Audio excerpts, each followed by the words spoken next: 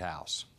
The Assembly has given final approval to a bill aimed at speeding up the cleanup costs of thousands of contaminated sites throughout the state. But there is concern the legislation lacks safeguards to protect the public.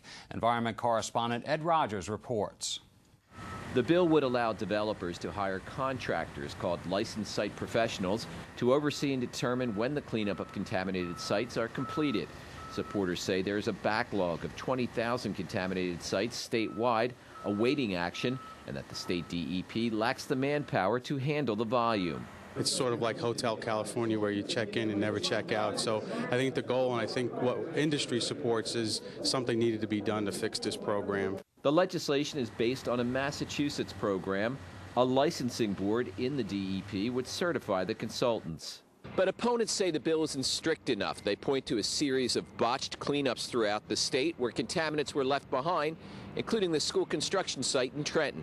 Construction is now underway at the Martin Luther King Jr. Middle School. A partially built school had to be demolished several years ago after PCBs were discovered. Another case, the Kitty College Daycare Center in Gloucester County, where mercury contamination was discovered at the site of a former thermometer factory. Environmentalists say the bill is flawed because the licensed site professionals who oversee cleanups are paid by the developers. They call it a conflict of interest. We believe that what will happen under this bill is that, unfortunately, instead of fixing the mistakes of the past, like Kitty College and NCAP, we're going to make things worse, because these consultants are going to be under pressure from the people who hire them, meaning the polluters, to say that sites are clean when they're not. A section of the bill, which would have established a tax to create escrow accounts to fund cleanups where problems might turn up after development has taken place, was removed from the bill.